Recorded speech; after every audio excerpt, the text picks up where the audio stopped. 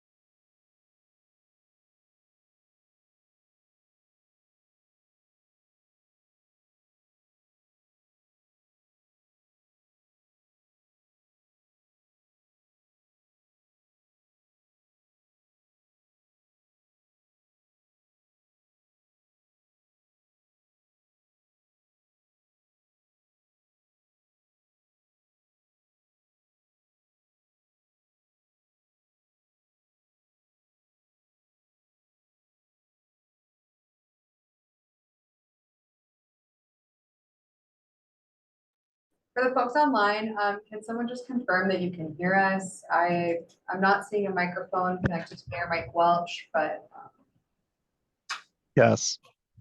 okay, cool.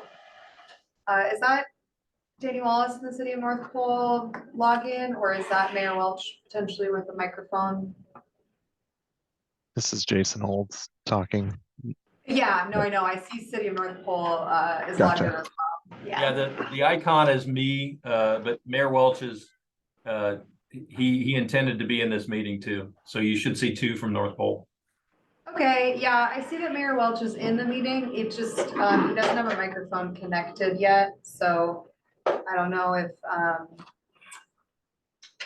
not quite sure how to address that. Why in the winter do you shave your hair out? Go back about a week. Yeah.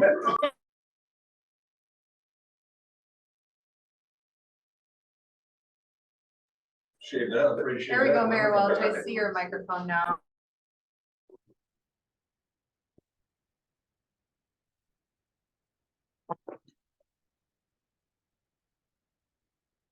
Thank you very much. Can you see my face yet?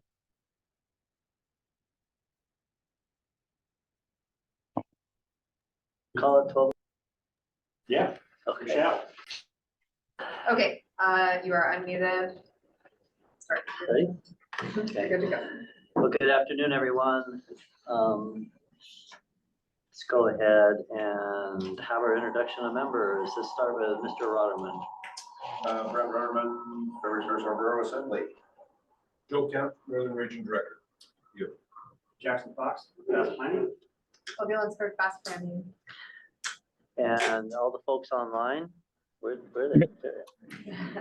Oh, we've got. This is Mayor Mike Welch, City of North Pole. Jason Holtz, Air Quality DEC. Okay, and attendees, David Ettenberg, OXF.org. And online, Looks like we've got Randy Bailey with DOT and Jenny Wallace from the city of North Pole. okay. I think that's everybody. I need a motion to approve the agenda today. Move to approve the agenda. October 10th, 2023. I'll second it. Moved and seconded. Any discussion? Anyone? Seeing none, is there any objection to the agenda? Hearing none, I'll declare it in front of us. Public comment period. Anybody wishing to have public comment today? You're not seeing anybody, are you?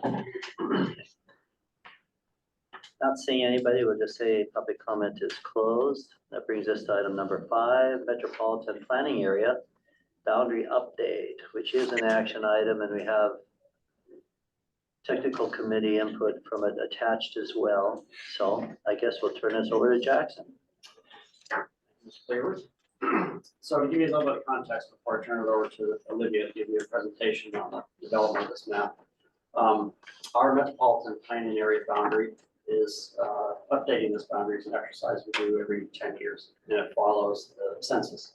So the last time we did this was in 2013, following the 2010 census. It's now 2023, and we're doing this following the 2020 census. And our task with updating our boundary is not to just take the urbanized area boundary as provided to us by the U.S. Census Bureau, but to take that boundary and expand it to what we foresee will be our urban core 20 years from now. So projecting out to 2040, where we think the growth will occur in our community and where we will see the 200 houses per square mile density outside of where currently there is this density of 200 houses per square mile. So Olivia is going to go through all the data that we looked at to try to make that projection. She did have a steering committee that assisted her with this endeavor, which is going to lead you to the map that she'll present here today. She will, we do have it in print format in the packet, but she'll also pull up GIS and turn layers on and off so you can kind of visualize the different layers in different ways. But the primary action item today is simply to release this draft boundary for a 30-day public comment period.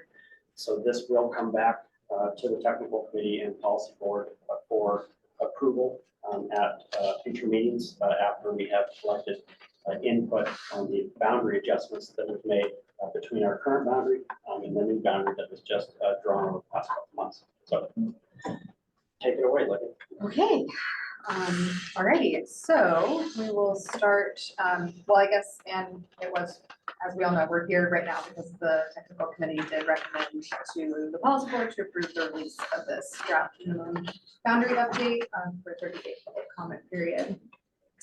So starting on page 3, you can just see a whole bunch of meetings that were grayed out. I included this meeting schedule and general boundary update timeline on pages 3 through 5 of your packet, just to let you have a little bit more background on this process and what we've discussed at all of our boundary update committee meetings. I did include, this is the list of folks who were able to commit to these boundary update committee meetings. Sorry, Danny, I meant for this to say City of North Pole, not FMSP Land Management. There's Daniel Welch in Land Management.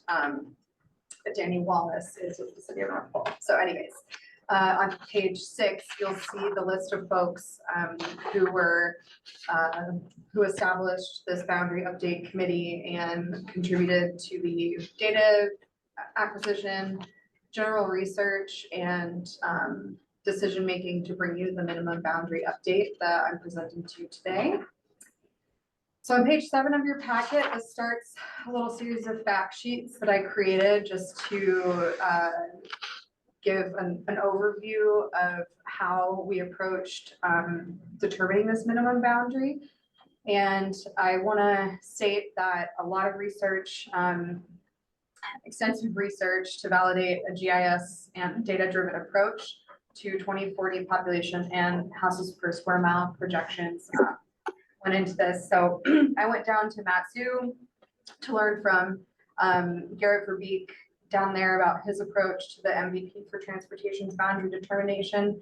But after researching that and looking through the FMAT's history and all of the above, I decided to combine his approach with the approach that FMAT's used back in 2013. So it's a little bit of a hybridized approach that worth mentioning. So let's see, we had those 5 2-hour meetings to discuss data and deliverables, the pros and cons of boundary minimums and expansions, as well as the questions to ask our stakeholders, which I'll get to in a little bit, to provide input on who the stakeholders of this process might be. So Kellen Spillman, he is the Director of Community Planning, also a Boundary Update Committee member, and he and I also did have a separate meeting on August 30th with the Census Geographers Urban Area Team, and that was just to strengthen our sense and understanding of how the 2020 urban area was determined, because there were some criterion that were different in this go around from the 2010 decennial census. And so we just wanted to have a really strong foundational knowledge before proceeding with some data analysis. So the Fair Resource Borough is expected to grow by 6.3% by 2040. This is based on the Alaska Department of Labor projections. So they're projecting a population of 101,585. And in the decennial census, the population was 95,655. So as I mentioned, hello, welcome. Would you like to, Mr. Clear, please take it. Like to announce Mayor Cruz has joined us for the record. Thank you. Okay, so the urban area criteria changed a little bit between 2010 and 2020. The other important thing is that they shifted the terminology from urbanized area to urban area for reasons such as what I'm about to explain. So they did note the change was from 500 people per square mile to 200 houses per square mile is what determined whether an area was urban or not. But in the Fair Resource Borough specifically, average over the last 10 years, there's 2.64 persons per home or house. And so it really turned into apples and apples at a certain point. You multiply 2.64 times 200 and you get just a little over 500 people. So I did do the analysis for both people per square mile and houses per square mile based on census blocks, which I'll get to in a minute, but I did just want to identify this difference in the urban area criteria. So going into the process, I wanted to make sure that we had a general area to look at, because obviously we all know that the borough itself is the size of the state of New Hampshire. But we have Alexa Green joining us from Eielson Air Force Base. Hi, Alexa, thank you for joining. So I wanted to just kind of narrow the scope a little bit. And so I created this initial area of interest, which again, that's a little hard to do without a map on the screen as well, but I can show you all of this in a few minutes when we look at the digital map. But I took the existing metropolitan planning area, that's the boundary that you're all familiar with that we work in as fast planning. I took the 2020 census urban area designation, which is a non-negotiable area required by FHWA for us to include in our metropolitan planning area. And then I brought in any additional census blocks within a half a mile of those two particular boundaries. And then any road right of way touching those edges just to make sure that it was nice and clean. And then I included houses per square mile projections to 2040. And that's the yellow that you can see on the paper map in your packet. This list of assumptions are carried over from FMATS's process as well as MATSU's. And really the big thing to know is that current trends remain as they are. You know, 97% of our borough is zoned GU1.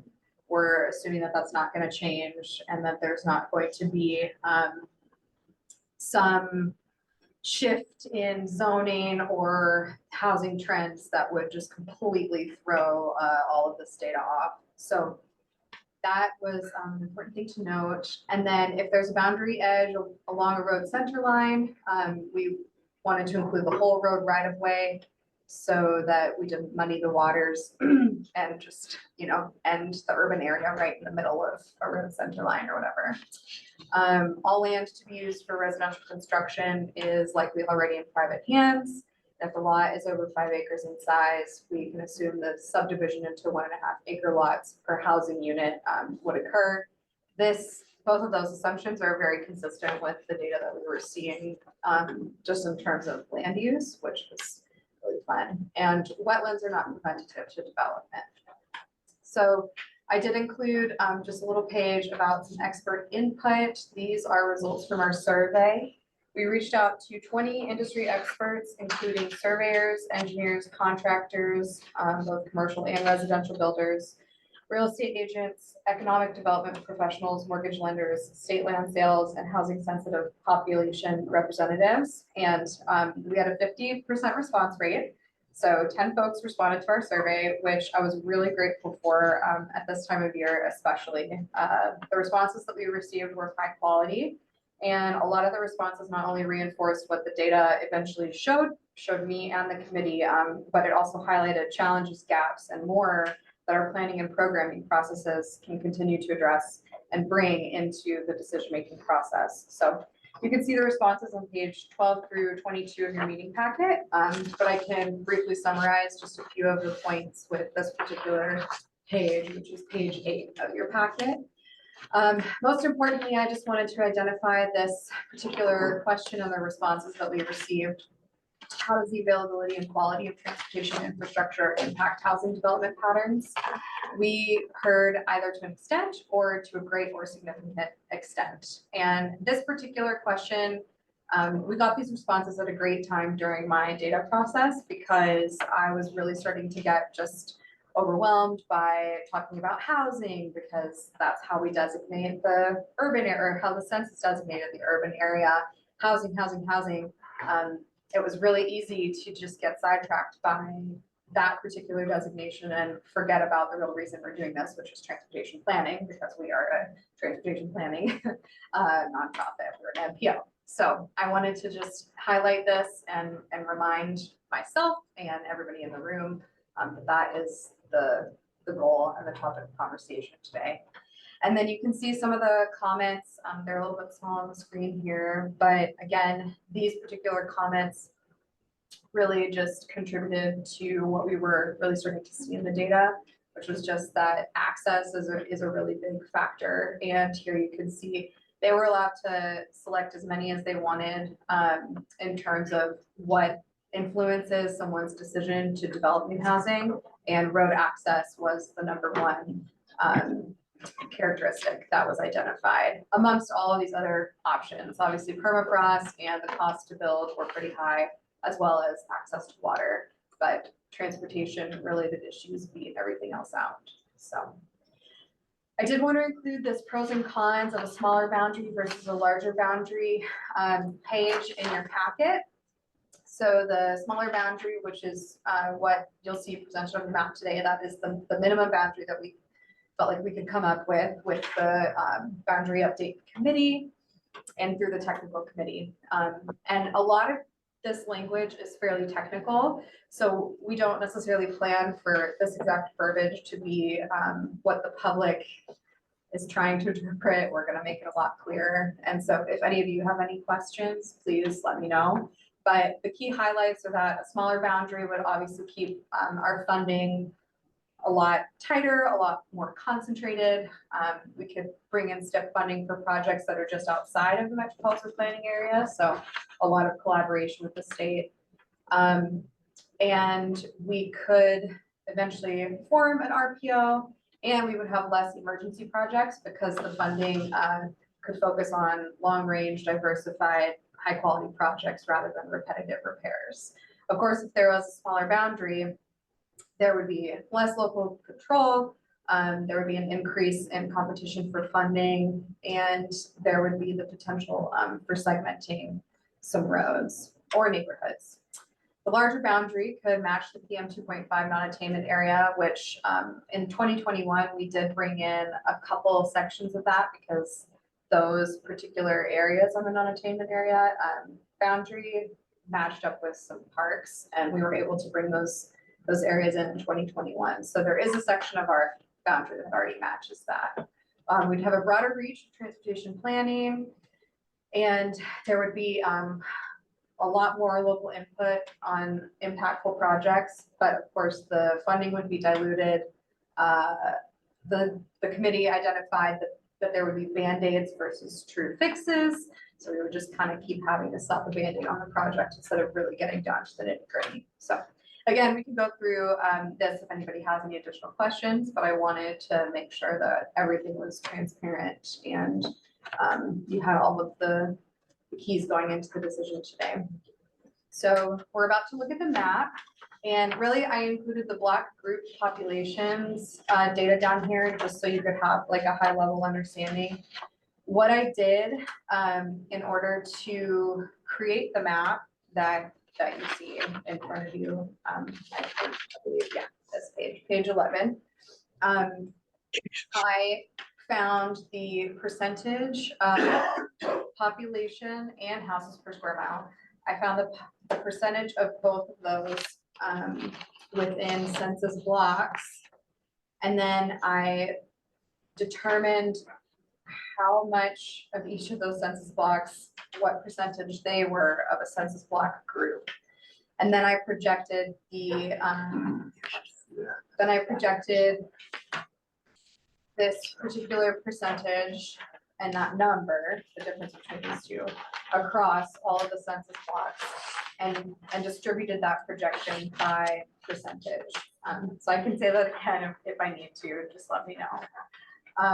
But on the map that you're seeing, the 2040 houses per square mile layer highlights where the Fairbanks North Star Borough is projected to grow by 2040. And that is according to the Department of Labor projection and how population is currently represented in the census blocks. And also we did have Stephanie Pearson. She does the community research quarterly with the Fairbanks North Star Borough Community Planning Department. She is on our boundary update committee, and she had a lot of fun looking at the map and the data because she said that it just highlights everything that they're seeing in terms of trends of development for the years to come. So the Fort Wainwright and Eielson military bases are represented by the hatched polygons on your map, and the 2020 urban area is a census designated shape. That's the purple. And with all of that together and the committee input and expert input and some fine tuning along the way, we created the draft minimum 2023 metropolitan planning area boundary update. It's also important to note that the initial area of interest that I told you about with the half mile extra census blocks and everything, that holds 79% of the housing in the borough and 83% of the population. So again, that kind of confirms that we were on the right track in terms of where we were doing our analysis, because that lends to urban data. So on this map, you'll see there's a line in the back here that's blue or black. I apologize for the really bright colors, but I had colorblind friendly filters that I threw on this, and all 5 levels of colorblindness can determine every shape from this map. So I wanted to make sure that everybody can see it. So anyways, this back line is the initial draft boundary, and that was drawn from the initial area of interest and then smoothed a little bit along roadway easements. And then this red boundary, this is the draft minimum boundary that we are bringing to you today in the hopes to release for a 30-day public comment period. So the purple that's inside of this red boundary is the non-negotiable 2020 census designated urban area.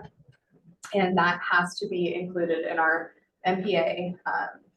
No two ways about it, it just does. And then the blue is the existing metropolitan planning area.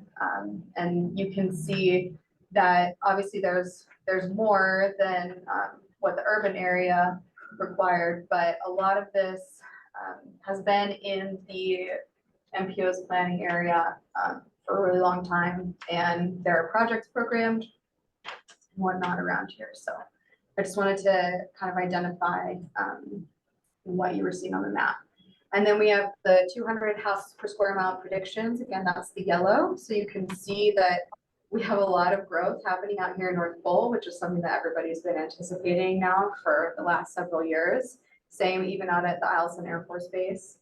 And then more growth within the urban core. I imagine a lot of the over here, especially like that neighborhood and whatnot. And we have a lot of parcel data too that I can show you in the map. So I do want to exit out of this now and just actually bring up the interactive map.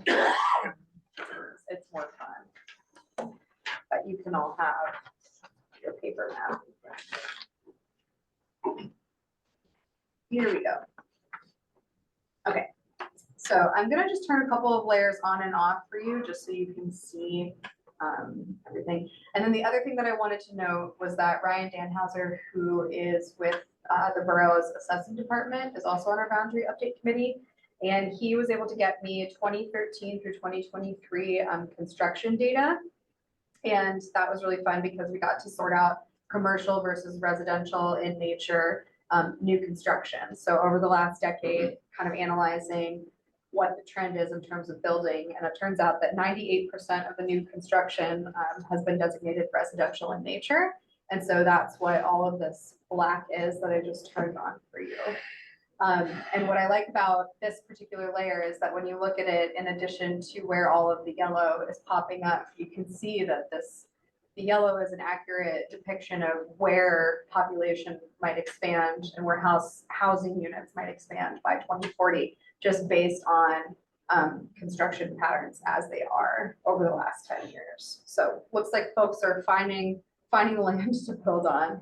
And that was also really cool too, because Matsu had a pretty similar construction data trend. Theirs was just over 97% residential in nature.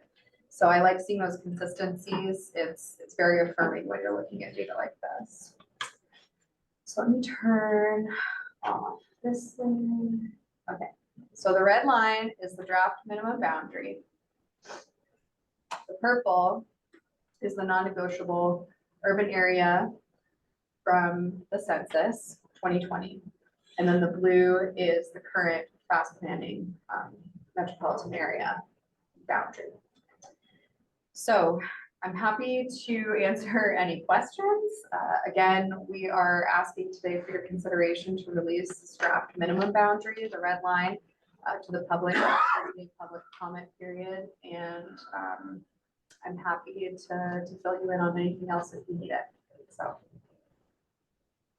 Thank That you, was a lot. Olivia. I think Jackson wanted to say something first. Yeah, I just want to add something as you're looking at this map.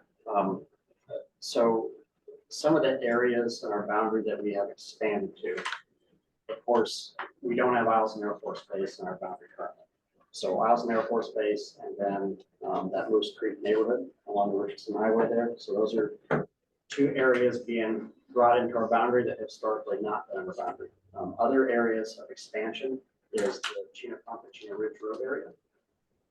There is an expansion there, specifically up along Chena Ridge Road. And then also on Farmers Loop, there's been an expansion to take in most, but not all of Farmers Loop. There was a small gap along Farmers Loop that's not included in the proposed minimum boundary. So it's not at this time, but I think that would be as we have this out for the public to review, these are areas specifically that we're looking for input from the public, as well as our technical committee and policy board on.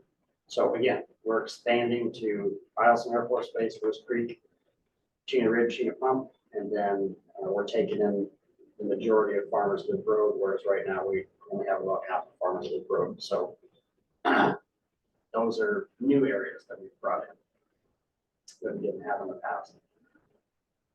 Yeah, so the blue there shows our current boundary. So everywhere you see a gap, see some white space between the red and the blue, those are new areas that we've expanded to. Just for some perspective. Thanks, Jackson. Very easy to get. And that's all, Mr. Clay. Okay, thank you, Jackson. First, I'll take comments maybe from the folks online, if you have any, or questions.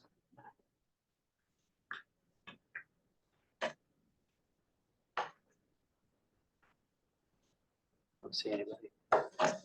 And any questions in the room here? I have some. Mr. Oh, I'm sorry. We're gonna take you. I guess technically you should have spoke earlier, but we're gonna let you speak now. Go ahead. So, when we get questions about snow removal or all of those things, sometimes it's hard to explain that there's gaps in coverage. So besides Farmers Loop, where are there other gaps? I can see Farmers Loop, but obvious. Where else are there obvious ones that would fill in? So down in the Chena Ridge Road area, we are only taking in a portion of Chena Pump and a portion of Chena Ridge, but not all.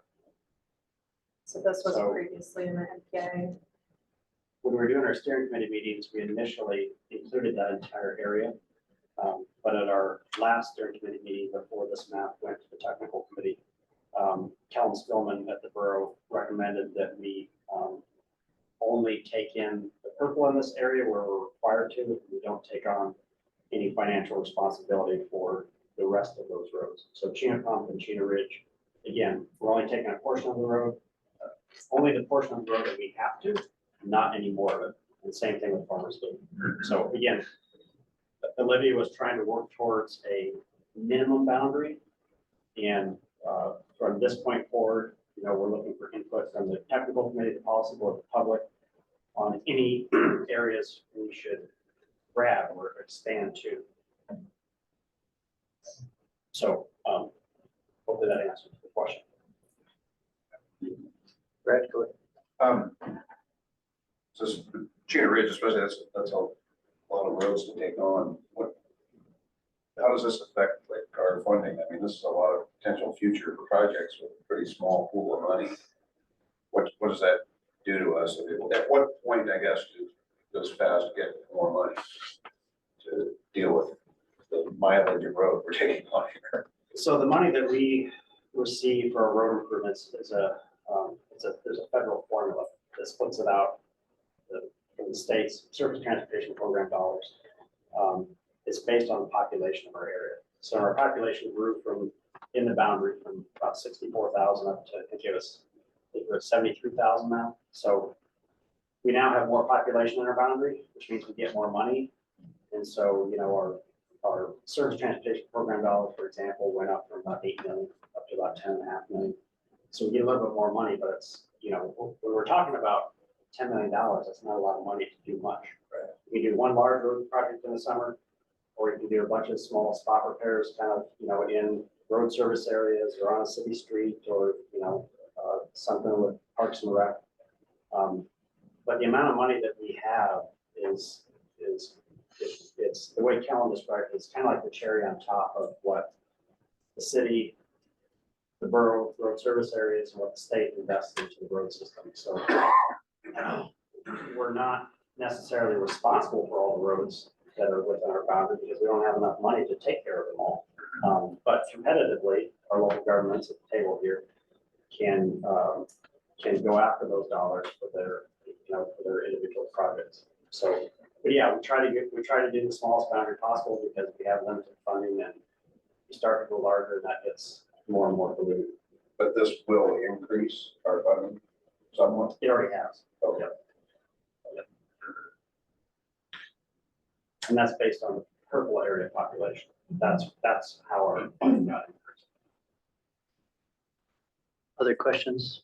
Yeah, I've got some and nobody else does, but could we go up to the north of that to where I suppose that purple area there, this finger that sticks out there, I assume that's the Parks Highway. Yes. And bring that in a little bit.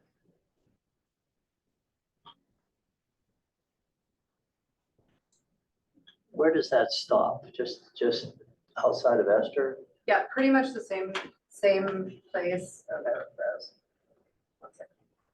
the same area that it stopped the last time, or how our MPA currently is. You can see here, it extended out just a little bit further.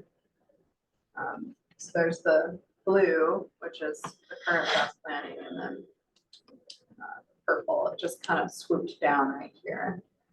And then it did cross the center line here, so we had to pull the boundary all the way to this edge. You think there's enough residential in there to just? That's a thin cabin area, What was that? thin cabin area. A lot of properties without water, or they have water holding tanks. Not the best ground. But again, it's purple, so it has to remain inside. It has to be in there. Yeah. Okay. My other questions are, I know the Creamer's Dairy area, you just left white.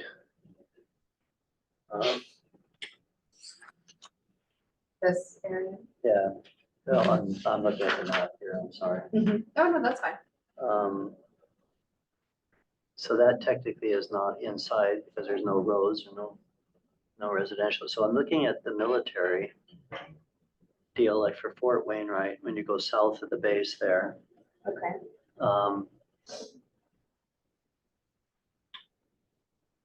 Why technically, knowing that that's not going to be residential at all, that's their training grounds, why would that be included?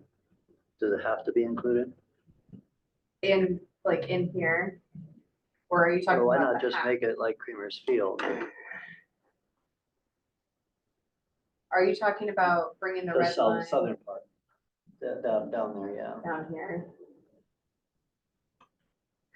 I can't really speak to that decision. I wasn't involved in the 2013 boundary planning process.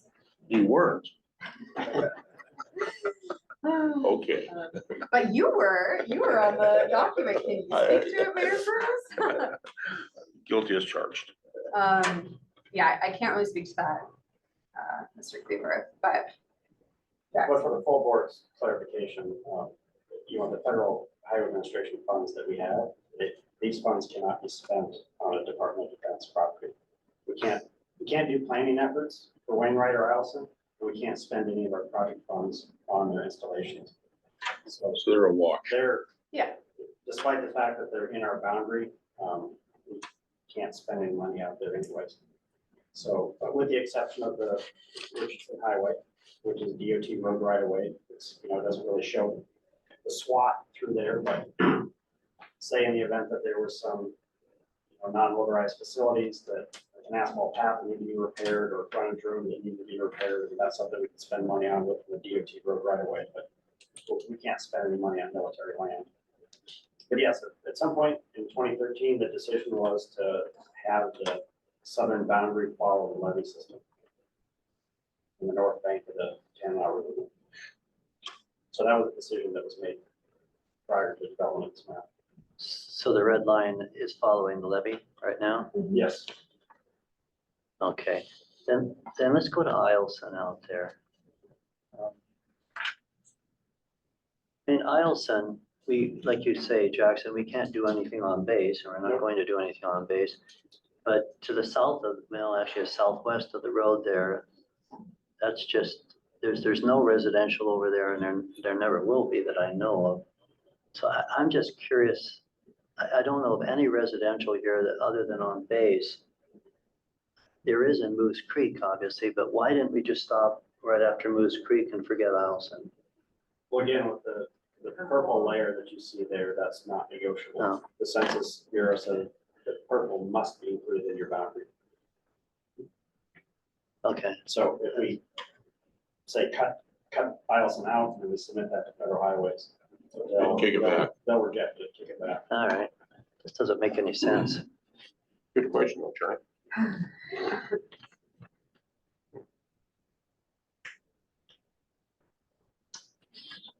Any other questions, people? I've got one for clarification. Yeah. Explain again the purple, the stuff that's non-negotiable. What dictates that? That's census, urban area data. So, they As did, defined by the feds, I'm assuming. Yeah. They just said, this is it. yeah, Take they, it or leave it. So don't we know. did, I was in a 2-hour meeting with them and they gave me like very, very high level overview. And it was extremely intense in methodology. I hope I never have to replicate. But they did a number of things to project the houses per square mile designation. And then they do a series of things called hops and jumps, which is taking in urban areas that are within a half a mile of a contiguous polygon, or areas that are within 1.5 miles of a contiguous polygon, and then you can only do one after you do the other. And so it's just all of these steps. And then they eventually just spit out this shape file for us to work off of. So that's what the purple is. So it's purple fairy dust, basically. Yeah. Sprinkled on. Yeah. But if you're colorblind, it's teal. That's a very good descriptive adjective. Very good. You live here.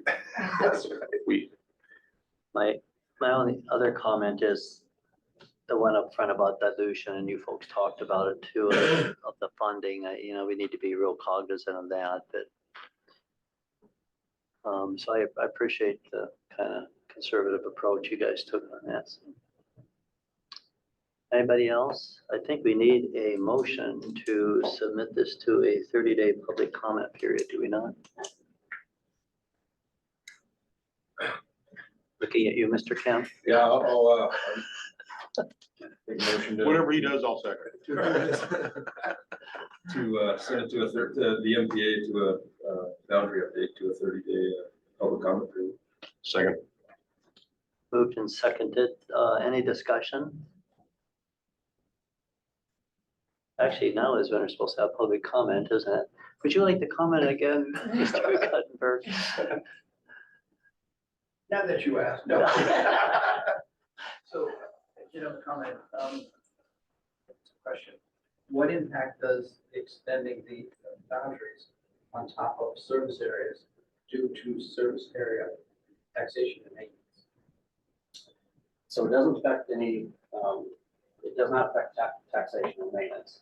If you have a road service area within our boundary, that road service area can apply for project funding from us to do road improvements. And that could be doing a new gravelly one surface, or it could be gravel and pavement, or it could be a mill and pave with an existing road.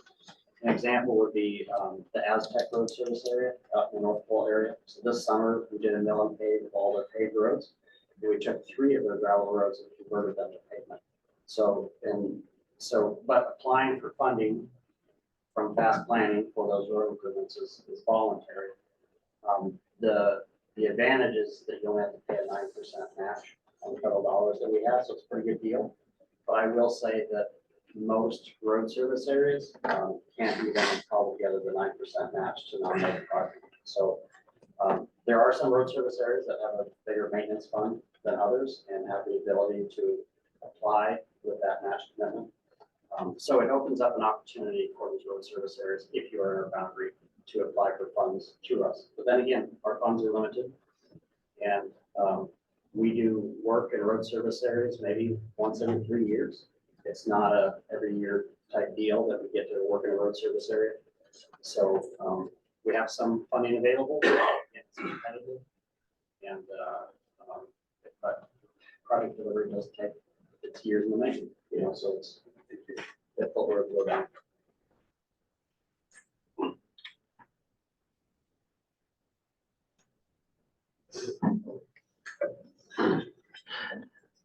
A clarification again on the Allison question. So did the feds change the rules on that? Because it wasn't in the original.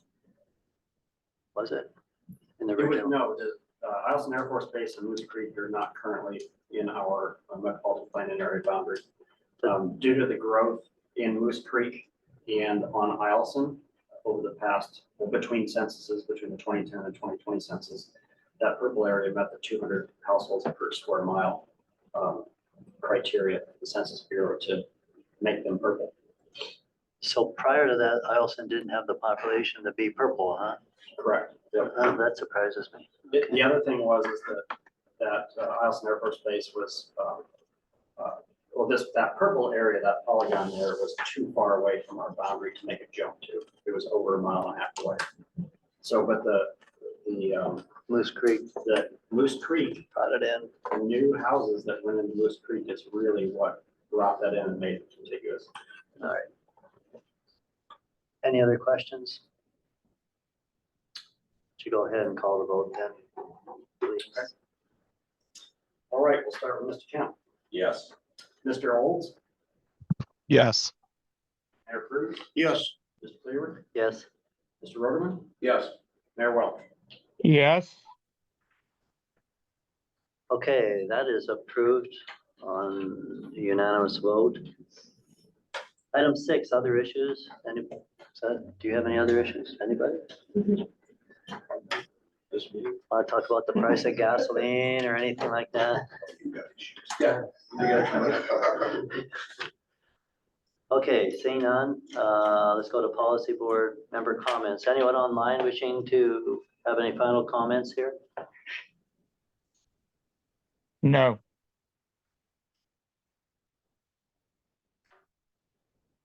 Okay, seeing none, anybody here? I have a motion for adjournment. So moved. here, here. Okay, anyone opposed? Seeing none, we're adjourned. Olivia, Thank you. very good presentation. Thank you. You're welcome.